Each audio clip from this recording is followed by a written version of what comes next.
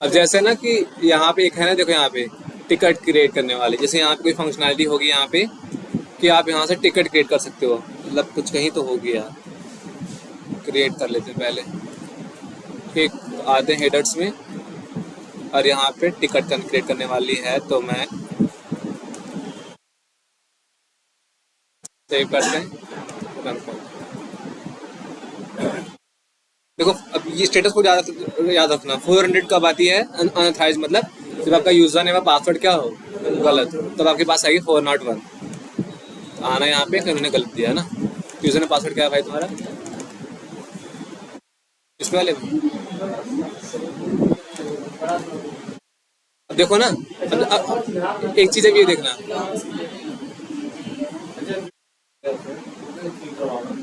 हाँ, क्या करेंगे हम, एक एक एपीआई में जाके ऑथराइजेशन टैब में जाएंगे, फिर यूजर नेम पासवर्ड चेंज करेंगे। कुछ ना हम ऐसा कर लें कि हम एक जगह चेंज करें और सारी जगह चेंज कर दें, कुछ ऐसा क्यों ना करें। तो उस दिन मैंने बताया था ना, एक वेरिएबल होता है अपने अंदर। वेरिएबल जैसे कौन सा होता है दिखना, पहले यूजर ने पासवर्ड में कॉपी कर लेता हूँ एक बार,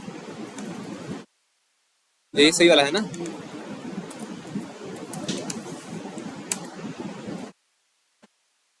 एक बार कॉपी कर लो बस।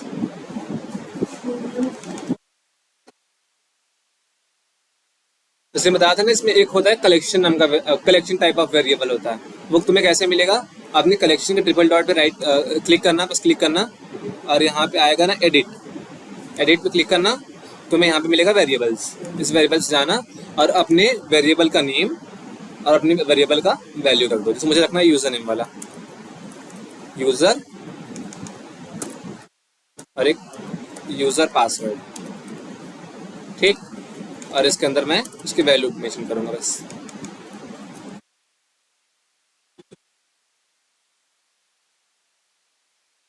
तो ये स्पेस है, स्पेस हटा देना। ठीक, पासवर्ड,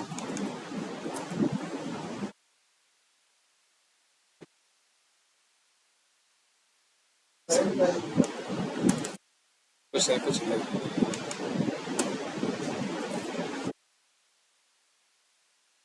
ठीक, आते हैं एपीआई वाले के पास यहाँ पे। अब वेरिएबल कॉल कैसे होता है देखो, बस डबल करली ब्रैकेट लगाना है, और यहाँ पे यूजर का बनाया था मैंने, तो सी लिखा है, मतलब कलेक्शन टाइप ऑफ वेरिएबल है यूजर। वो variable value variable call, mouse over करूँ, देखो उसकी वैल्यू दिख रही है मेरे पास, rishi@expertviautomation.com। ठीक, ऐसे सेम मुझे पासवर्ड मेंशन, पासवर्ड लगाना है, वेरिएबल नाम क्या था, यूजर पासवर्ड, तो मैं ऑटो से खुद आएंगे यहाँ पे ऐसे। अब यही वेरिएबल्स क्या कर लो, सारे एपीआई से कॉल कर लो। तुम्हें कभी इन फ्यूचर चेंज करना हुआ, तुम बस आके एक जगह चेंज करो कि वैल्यू सभी जगह क्या हो जाएगी, चेंज हो जाएगी, क्योंकि कलेक्शन वेरिएबल। लेकिन एक सिनेरियो ऐसा समझो कि कभी ये चला रहे हैं एक्सपर्ट ऑटोमेशन वाले डोमेन पे, कभी चला रहे हैं रूरल प्रो वाले पे, कभी चला रहे हैं एक्सपर्ट टेस्ट वाले पे। अब इन तीनों डोमेन का क्या होगा, यूजर ने पासवर्ड क्या होगा, अलग अलग होगा। फिर तुम्हें लगता है कि ये कलेक्शन टाइप ऑफ वेरिएबल सही रहेगा, नहीं रहेगा। तो इसने ना, अब देखो यहाँ पे तीनों फील्ड सेम है, फील्ड सेम है, लेकिन उनके डेटा क्या हैं, अलग अलग हैं। तो इसलिए इन्होंने दे इन्वायरमेंट का एक फीचर दिया हमारे पास कि आप इन्वायरमेंट क्रिएट करके उसके अंदर डेटा दे सकते हो। जैसे मैं चाहूँ, यहाँ पे न्यू इन्वायरमेंट दिख रहा है, न्यू इन्वायरमेंट, इस पर क्लिक करना। मैं चाहता हूँ कि मैं इन्वायरमेंट बनाऊँ, ये है मेरा एक्सपर्ट व्यू के लिए, एक्सपर्ट व्यू के लिए। ठीक, और यहाँ पे यूजर नेम पासवर्ड और एक डोमेन नेम, और यहाँ पे डोमेन नेम कॉपी कर लेते हैं। ये डोमेन तुम्हारा ना यार, यही था ना। हाँ ठीक, ये हो गया, सेव कर लेते हैं इसको एक बार। अब एक डोमेन अपने पास, एक डोमेन और है, मान लो उसका नाम क्या है, अच्छा एक डुप्लीकेट, मान लो कि एक इन्वायरमेंट अपने पास है रूरल प्रो वाला, जो हम चला रहे थे, रूरल प्रो।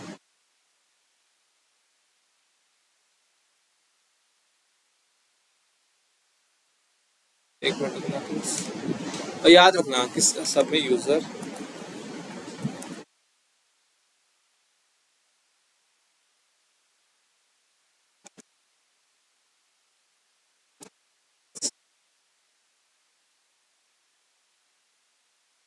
अरे यार कहाँ गया,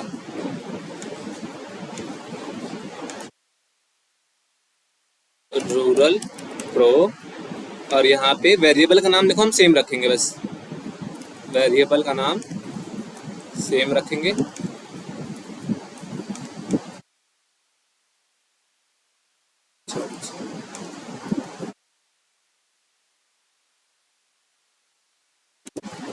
पास और एक डोमेन, उसमें डोमेन नाम रखा था ना, और ये हो गया, इसमें हो गया रूरल प्रो वाला, और यहाँ पे मान लो हो गया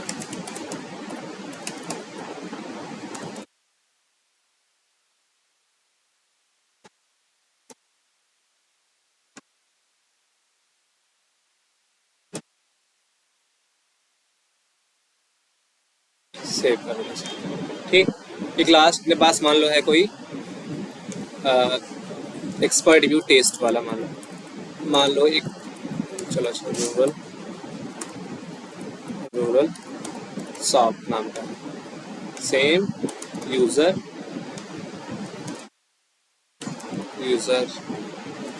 पास, और एक क्या हो गया डोमेन, हाँ इसका था roshn@gmail.com, पासवर्ड मान लो कि मेरा एस कनेक्ट, पास डोमेन नेम मान लो कि ऐसे। ठीक, अब क्या करेंगे हम, इन वाली वो कहते हैं इन्वायरमेंट लिखना है पूरा।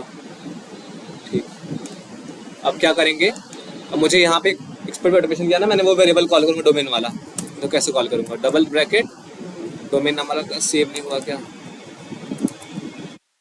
सेव नहीं हुआ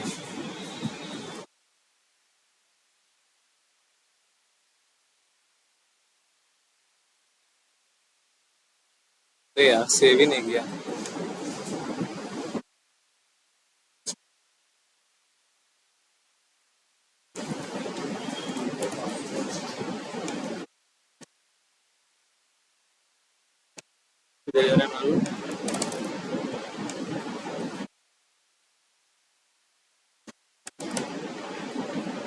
सेव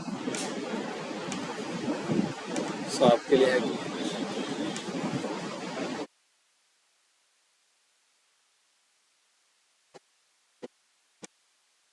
है सभी के लिए आना यहाँ पे, मान लो कि अभी एक्सपर्ट व्यू के लिए है, यहाँ पे आऊँगा मैं,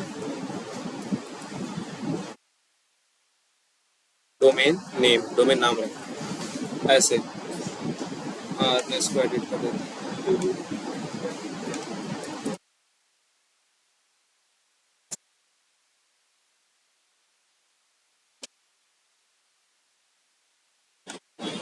ठीक, अब मुझे रन करना हुआ कोड, मुझे रन करनी हुई एपीआई मान लो अभी एक्सपर्ट व्यू वाले पे। ठीक, मैं क्या करूँगा, मैंने यहाँ पे 3 क्या किए हैं, इन्वायरमेंट क्रिएट किए हैं, यहाँ पे देखोगे ना, ड्रॉप डाउन क्लिक करोगे, expert view, rural pro, rural soft नाम का। मुझे अपना एपीआई रन करना हुआ किस पे, एक्सपर्ट व्यू वाले पे, मैं ड्रॉप डाउन में आऊँगा, एक्सपर्ट व्यू सेलेक्ट कर लूँगा, फिर क्या होगा यहाँ पे डोमेन नेम किसका हो जाएगा, एक्सपर्ट व्यू वाले का। लेकिन अगर मैं ड्रॉप डाउन में यहाँ पे आऊँगा और सेलेक्ट करूँगा रूरल प्रो, तो यहाँ पे डोमेन वैल्यू क्या हो जा रही है, रूरल प्रो ना। अब ये क्या कर रहा है कि हर डोमेन के लिए देखो कि हर डोमेन के लिए की नेम तो सेम है, लेकिन उनकी वैल्यूज क्या है, अलग अलग हैं। तो हमने क्या किया, चीज़ों को कैटेगराइज करके उनका नाम तो सेम रखा, लेकिन उनकी वैल्यू क्या करी, अलग अलग रखी। सेम चीज़ यहाँ भी कर रहे हैं। अभी यह जो हम यूज़ करते हैं मालूम है कहाँ, अब जैसे बताया था उस दिन हम लोगों ने कि राहुल सर ने बताया शायद कि हमारा एप्लीकेशन काम करते हैं उसके मल्टीपल सर्वर्स होते हैं। मल्टीपल सर्वर कैसे हो गया, जैसे कि मान लो कि एक सर्वर होता है अपना क्यूबेस सर्वर हो गया, कहीं लिख लीजिए,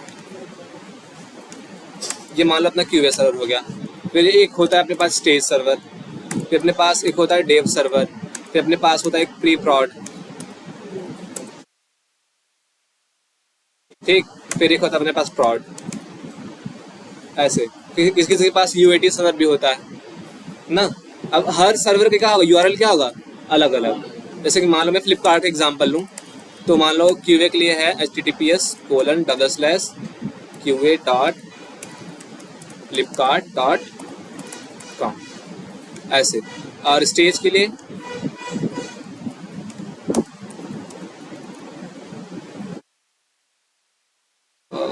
जहाँ QA है वहाँ मान लो STG है। डेव के लिए सेम, जहाँ QA है वहाँ पे क्या है, डेव।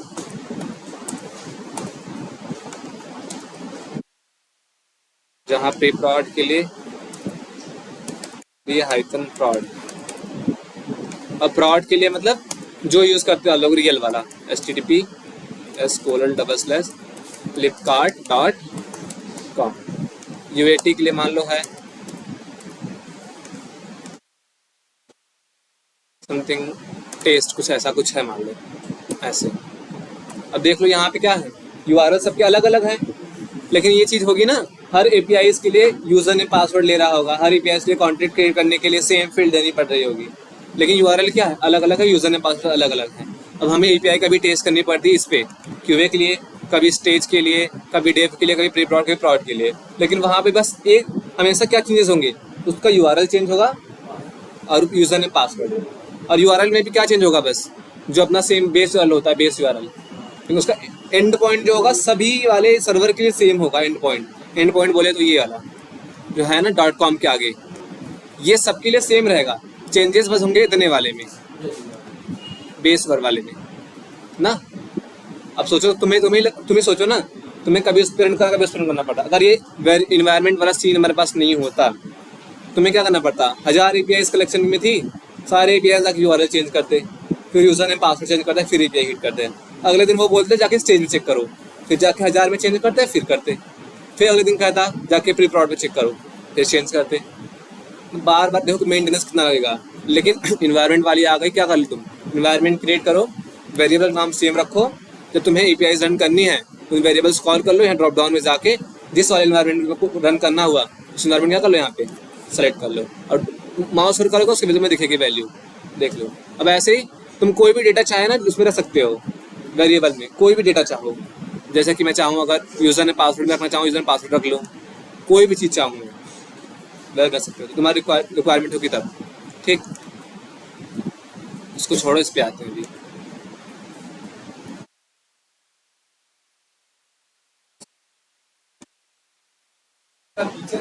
क्या, हाँ ये पोस्टमैन में मिलता है, कहीं नहीं मिलता, बस पोस्टमैन में ही है वेरिएबल्स वाले। बाकी वेरिएबल्स हाउस से बताएंगे आगे, टेंशन ना लेना इसके बारे में, मैं थोड़ा सा ओवरव्यू दे रहा था। जैसे यहाँ पे एक API है ना, ऐड न्यू टिकट वाली, ये शायद कुछ नए टिकट क्रिएट करते हो कि बैक एंड के अंदर, इसे रन करेंगे, इसको देखते हैं रन करके। 401 फिर से आ रहा ना, यूज़र ने पासवर्ड क्या है, इसके साथ मालूम क्यों आ रही है, ये वाले डोमेन के लिए ये वाला यूज़र वो पा ही नहीं रहा, समझ रहे हो, जो इस वाले डोमेन पे ये API हिट कर रहा है वो, उसमें ये वाला यूज़र ने पासवर्ड ऑथेंटिकेट नहीं कर पा रहा वो, तो कहाँ से लॉगिन करेगा, कहाँ से डेटा क्रिएट करेगा, उसके लिए देखो उन्होंने बनाई थी ना, कौन सी थी तुम्हारी यार, ये वाली थी, एक्सपर्ट व्यू थी बस,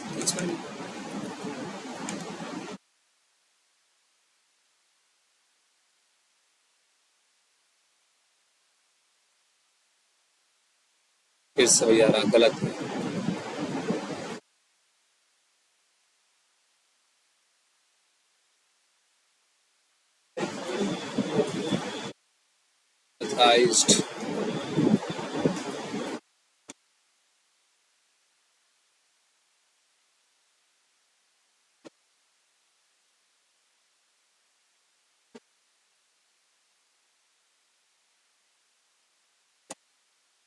कहीं और कॉल किया तुमने अलजी?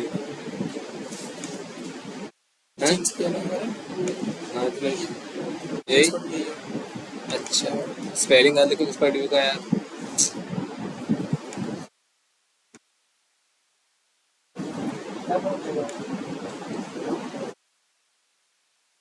यूज़र ने पासवर्ड रखता रहा।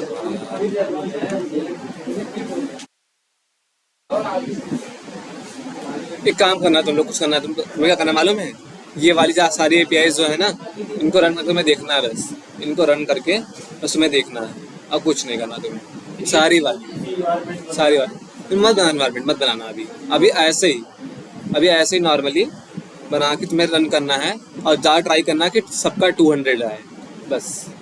और जो फंक्शनलिटी समझ आ रही है, जैसे कॉन्टैक्ट वाली है ना, कॉन्टैक्ट वाली जैसे यहाँ हमें मिल जाएगी UI पे, ये कॉन्टैक्ट वाली हो गई। ठीक, अब जैसे बात करूँ ये वाली ऐड न्यू टिकट, मुझे मिल नहीं रहा, ढूंढना पड़ेगा।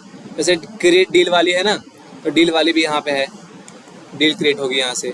अब जैसे यहाँ पे होगी एक कॉन्टेक्ट ईमेल टैग ऐड। अब यहाँ पे जब तुम यहाँ पे कर रहे थे ना, तुम्हें कुछ यहाँ पे वो पास करना पड़ रहा था, टैग। टैग कहाँ से पास कर रहे थे, एंटिटी टाइप, ये टैग देख रहे हो, ये टैग लाइक बायर वाला।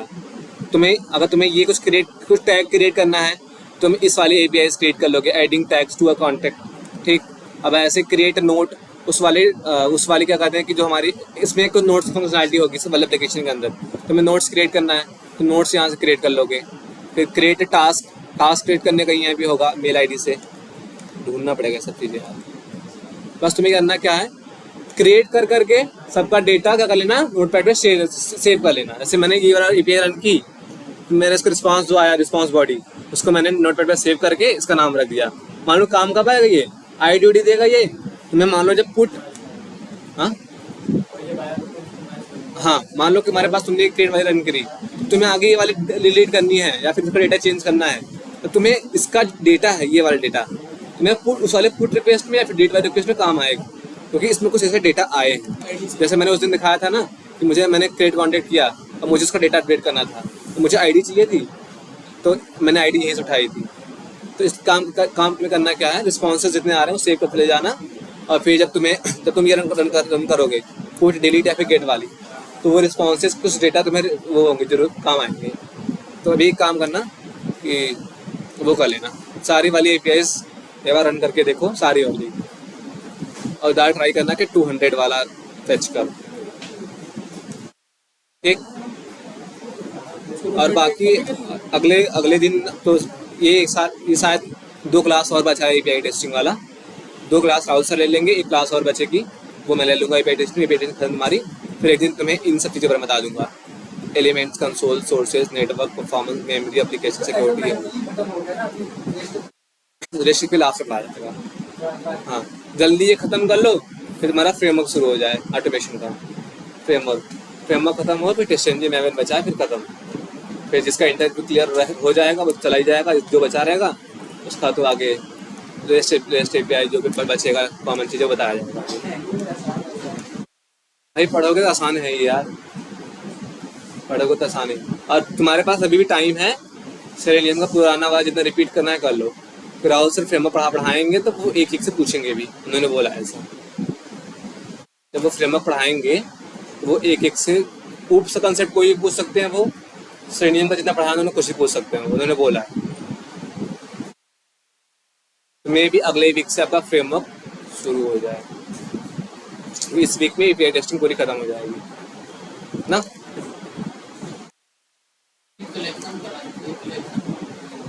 एक से दिन को शुरू कराएंगे, अच्छा पढ़ाएंगे, वो याद करा देंगे तुम लोग को।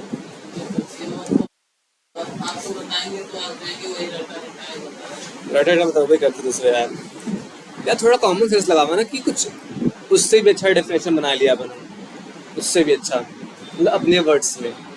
अब ऐसे तो सेट पूछे, say if you want to represent group of individual object into single entity where duplication not allowed, insert is not reserved, तो इसे बताओगे। फिर उसने पूछ लिया मैप बताओ, फिर सेम चीज़ बोलोगे if you want to represent group of individual object into single entity where key name and key value pair allowed, same बताओ। ये 4 लाइन तुम कॉमन बोल रहे हो, समझ जाएगा भैया रट्टा मार के आए। सोचो एक बार, अगर आप ही टीचर, अगर तुम ही टीचर हो, सोचो अच्छा एक बार, तुम्हें इंटरव्यूअर हो, तुमने 4 क्वेश्चन पूछे, चारों में सेम जवाब दे रहे हो, सेम एक पैटर्न एकदम सेम बोल रहे हो, तुम्हें और लगने लगेगा। सोचो एक बार, रिंकू सर बोल रहे हो वो अच्छी बात, मैंने मना नहीं करा, लेकिन एक बार तुम ट्राई कर सकते हो कि मैं अपना खुद का डेफिनेशन क्रिएट करूँ। और खुद का कैसे क्रिएट होगा, हिंदी में लिख लो, ट्रांसलेट कर लो, खुद डेफिनेशन क्रिएट हो गई। क्या है खुद वाले। ठीक, तो एक काम देखो, आज सुबह से क्वेश्चन उसने पूछा था ना कि मान लो कि मैंने यहाँ पे यूजर नेम पासवर्ड सही मेंशन किया, लॉगिन बटन पे क्लिक किया, इसको जाना चाहिए होम पेज पे, बट ये जा रहा किसी और वाले पेज पे, तो इस वाले डिफेक्ट का कॉज क्या हो सकता है, इसके पीछे कारण क्या हो सकता है, सोचोगे। उसने यही पूछा है, तुमने यूजर ने पासवर्ड सही डाला, लॉगिन बटन में क्लिक किया, इसको जाना चाहिए, एक्सपेक्टेशन है जाना चाहिए होम पेज पे, बट ये कहाँ जा रहा है, किसी और वाले पेज पे। तो क्या हो सकता है ऐसा? देखो होता क्या है ना, जब कोई ऐसा कोई चीज हो ना, क्लिक कर दूसरे पेज पे जाने वाला हो, तो बैकएंड में ना सबका एक बना होता है रिडायरेक्ट यूआरएल। जैसे मैं दिखाऊं, रिडायरेक्ट यूआरएल,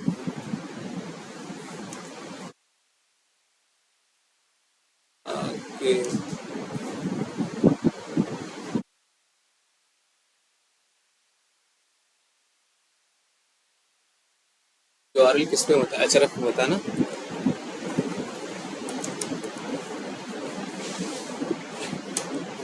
ये देख रहे हो, ये सब ना रीडायरेक्ट यूआरएल हैं, इन पे क्लिक करोगे ना तो कहीं और वो कर जाओगे, नेविगेट कर जाओगे। इस बार करके देखिए, होगा यहाँ तो नहीं होगा यहाँ पर।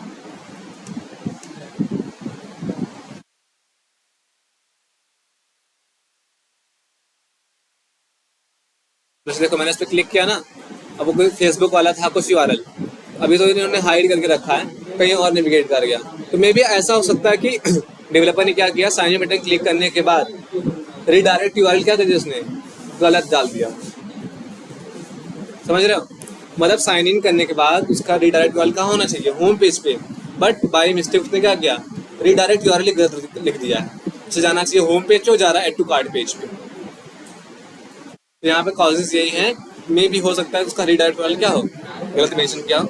सेकंड कॉजेज ये हो सकता है, मे भी उसकी एपीआई उसने सही नहीं बनाई हो ना। लॉगिन पे क्लिक करने के बाद होम पेज का रिस्पांस आना चाहिए कि हाँ मैं होम पेज पे आ गया हूँ, लेकिन उसने अंदर कुछ गलत बना दिया हो ना। सेकंड क्वेश्चन ने यही, सेकंड क्वेश्चन से ही पूछा था उसने, क्या मालूम है कि मान लो साइन इन पे क्लिक कर रहा हूँ मैं सही पासवर्ड से, और मैं इसी पेज पे रह जा रहा हूँ, कहीं कोई पेज नहीं जा रहा, मैं क्लिक कर रहा हूँ मैं यही रह जा रहा हूँ, और मेरा यूजर नेम पासवर्ड सही है, और मेरे पास कोई मैसेज नहीं आ रहा कि मेरा यूजर नेम पासवर्ड कुछ गलत है, कुछ नहीं आ रहा, मैं इसी पेज पे ऐसा रही, पेज रिफ्रेश होके यहीं रह जा रहा हूँ। अब इसका कॉजेज क्या हो सकता है सोचो। कॉजेज ये हो सकता है ना कि maybe sign in button काम नहीं कर रहा। अगर मैं बात करूँ, यहाँ पे दो टाइप ऑफ इशू हो सकते हैं, फ्रंट एंड वाली, बैक एंड वाली। फ्रंट एंड में हो सकता है कि साइन इन बटन काम नहीं कर रहा हो, ठीक, इसका यूआरएल क्या हो, ब्रोकन हो, साइन इन बटन का क्या हो, यूआरएल ब्रोकन हो। सेकंड अगर बात करूँ बैक एंड वाली, बैक एंड में ये हो सकता है कि इसकी एपीआई नहीं काम कर रही है, 500 आ रही है इसकी वाली एपीआई, साइन इन पे क्लिक कर रहा हूँ जैसे मैं, इसकी भी एपीआई बनी होगी लॉगिन वाली की भी, साइन इन क्लिक करने के बाद मुझे मैं लॉगिन कर जाना चाहिए ना, मे भी इसकी एपीआई सही नहीं चल रही है, 500 आ रही है। अब तुम कैसे चेक करोगे, मालूम है, जब इसकी एपीआई नहीं चलती है ना, तो कंसोल टैब होता है यहाँ पे, कंसोल टैब के अंदर ना डेवलपर्स जैसे लॉग्स लिखते हैं, लॉग्स, और कोई चीज़ गलती हुई यहाँ पे ना रेड लिख के आ जाएगा कि हाँ ये वाली एपीआई नहीं चल रही है, इस वाली एपीआई का 500 आ रहा है, 400 आ रहा है, उसमें लिख के आया कि ये गलत है, ये चीज़ गलत है, फायर बेस कनेक्शन या फिर डेटा बेस कनेक्शन कनेक्ट नहीं हुआ है, वहाँ से इशू आ रही है। वो सारी चीज़ें यहाँ कंसोल टैब में दिखती रहेंगी तुम्हें।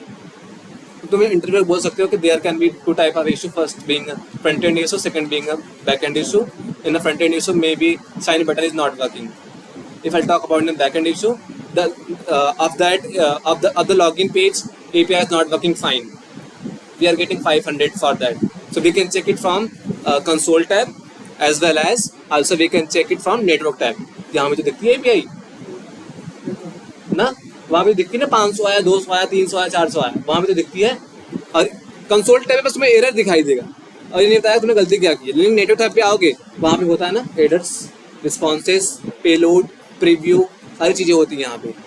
तो दिखाना चाहूँ, देखो यहाँ पे लॉगिन वाली एपीआई यहाँ पे रन हुई, मान लो यहाँ पे देख रहे हो ना हेडर्स, सारी बहुत सारी चल गई यार, ये आगे लॉगिन वाली ना, यहाँ पे देखो ये वाली हो गई, हेडर्स है। अब हेडर्स बताएगा कंटेंट टाइप, कंटेंट लेंथ क्या था, सब चीज़ बताएगा आपको, रिक्वेस्ट हेडर क्या थी, रिस्पॉन्स क्या थी, सब कुछ बताएगा।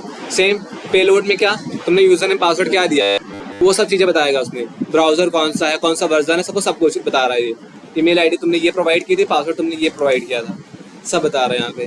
प्रीव्यू में कुछ है ही नहीं अभी के लिए, कोई कंटेंट नहीं। रिस्पॉन्सेज में रिस्पॉन्स जो आता है अभी तो कुछ दिख रहा है, पता नहीं क्यों, शायद इंडिकेटर नहीं पता मुझे भी। टाइमिंग रिस्पॉन्स कितने टाइम में आया तुम्हारा, जो बताया था रिस्पॉन्स टाइम वाला, तुम देखते थे पोस्टमैन से, सेम चीज़ को यहाँ भी दिख रही है वाली चीज़ें। कुकीज़, ब्राउजर ने बताया कुकीज़ वाला, कुकीज़ मतलब कुकीज़ यही होते हैं ना। कुकीज़ कैसे क्या होती हैं कि मान लो कि तुम फ्लिपकार्ट पहली बार विजिट किए और तुम फ्लिपकार्ट पे 10 बार 10 बार तुमने सर्च फंक्शनलिटी या फिर ऐड टू कार्ट पेज पे तुम गए, अब वो क्या करेगा मालूम है, वहां तक की एक्टिविटी एक फाइल बनाएगा और तुम्हारे लोकल सिस्टम पे डाउनलोड करके रख देगा, तुम्हारे लोकल सिस्टम पे डाउनलोड करके रख देगा। इससे फायदा ये होगा ना, अगली टाइम जब तुम उस वाले सेम एक्टिविटी परफॉर्म करने जाओगे, वो सर्वर के पास नहीं जाएगा कॉन्टेक्ट करने, हमारे लोकल ने पढ़ा है, खटाक से वो लोड कर देगा। नहीं तो हर बार क्या करता वो, सर्वर पे जाता फिर रिस्पॉन्स देता। अभी क्या कर रहा है ये, तुम्हारे सिस्टम पे डाउनलोड करके रख दिया है इनने, और क्या कर रहा है वो, तुम्हें रिस्पॉन्स जल्दी से दे देगा। ये होती कुकीज़ और कैसे वाली, ठीक। तो इतना देख लेना फिर, और कुछ बताना था।